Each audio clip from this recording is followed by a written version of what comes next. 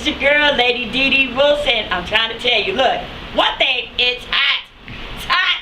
Woo! Got 2 fans going, feeling pretty good. So if I have a flash, know it's real, it's live, okay? Today in the office, oh my goodness. The lady is kind of like, again, nervous, all right? But I'm excited nervous. I have Pastor Q. Yes, indeed. Pastor Q, thank you for coming. Yes, thanks for having me. Oh, wow. Let's see. Where can I begin? Wow. A member of the community for almost, what, 10 years? 10 years in Skid Row. Yes, pastor. Pastor of the church without walls. Yes, and the name is what it is. Yes. Yes. The church without walls. Oh, wow. Not a church without walls, not church without walls, but the church. And that's it. And yes, and when he has church, you have church. That's right. That's right. And we love it. Wow, Pastor Q, you are from the Caribbean. I'm from the Caribbean. We would say I'm from the Caribbean. Oh, Caribbean. Yeah, I'm from the Caribbean, a place called St. Lucia. I love it. It's a beautiful place to be, and we're here because in the Caribbean, people are poor. Mm-hmm. Even though we got beauty, we still got ashes. Uh-huh. So a lot of times people migrate first to the Virgin Islands, and then because the Virgin Islands are U.S. territory. Okay. And then we get here to the mainland, and then we make it do what it do. Okay. Wow. Well, Pastor Q, we have a lot to talk about. Yes, indeed. And I hope that you're willing to just maintain it in the hot seat and just support the lady. Let's do it. Support the lady. Yeah, But I mean, Bobby, let's get a close up so people can know who I'm sitting in front of. You are a renowned artist. I guess used to be. Yeah. No, you still. I mean, Yes, used to say. Used to be signed to Virgin Records with a group called College Boys. Toured with everybody from Tupac to. I guess the last tour we went on was DJ Quick on the Way Too Funky tour in 1992, I believe. Actually, that's not the last tour, but that's one of the tours. Wow, yes, and just having you here, and you're loving the community of the road. Mm-hmm. We're gonna talk about that. Yes. But we had LA Can. Yes. Yeah, they just had a show with the Prophets of Rage, and it was something kind of to highlight Black Lives Matter. Right. Prophets of Rage.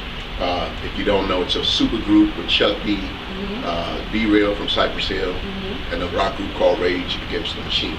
Okay. And so they all came together, put a super group together, and in this time that we're living in, couldn't be a better time to make it happen. Right. I got the call to get on stage and do something after so many years, and enjoyed it. But you know what though? Check this out. Skid Row. He's gonna give us a little bit later now. Don't go nowhere. Don't turn me up yet. Right. He's gonna give us a little bit of freestyle and later on in the segment. Yeah. So I'm excited about that. You see, I got my notes. Want to make sure it's right. That's right. But Pastor Q, when Bobby called, and he told me that you was gonna come to the office, I was all excited, for the whole week because I'm excited to be here. Thank you so much. It's an honor, man, because it's like you have your hands in so much, and that's your passion. Right. And I've been a member of this community since 1986. And it's like I've seen people come, I've seen people go, I've seen the transition that is going on from 1986 to now. It's like the Harbor Light used to be the GR Hotel. That's how far I go back. The Women's Center used to be across the street from San Julian. Right. Pershing Square used to be off the chain. Right. So it's like I've seen it, and being that you've been a member within the community of Skid Row, you might as well say you live here because you're welcome. You walk arm in arm with a lot of people here. Right. What is your take?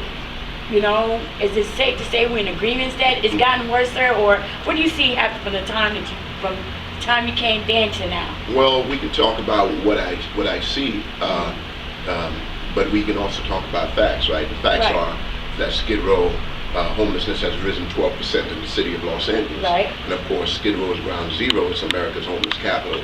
So most definitely we're going to get the bulk of what's going on. And so in some ways I've seen some changes, but Skid Row as a whole, it has gotten worse. And it will continue to get worse, right? Because as you continue to gentrify an area, you want to bring back Broadway, but if you don't bring back Skid Row with Broadway, we're going to have a problem. Exactly. Right? And so we're dealing with a housing crisis. As you know, I work with the Fight for 15. We worked with the very first Fight for 15, which was downtown LA's hotel workers, right? When you have Latino women bending over to clean 20 beds a day for one person, and she's in her 40s, pretty soon her back is going to be messed up. They weren't getting any health care or anything like that. We got that passed, and last July, or the July before that, it went into effect that hotel workers were making $15.35 an hour. So that's in effect now. That was one of the things that forced the mayor to move his initiative, which was $12.35 an hour. But we kicked that out of the box and say, no, we want $15 an hour. Right. And so I see it from a broad perspective, and then we can also zero in to Skid Row. But I work with public policy because I understand how public policy continues to keep Skid Row in a cycle. Right. Wow. And so you basically you out there getting your feet wet, just out there just running the pavement, really, you know. And I basically I commend you on that. But let's talk about the Church Without Walls. You know, I went to a few of your services, anointed service myself, you know, and you know it is just exactly what it is. And you're there, rain, snow, and shine. Right. You know, I mean, and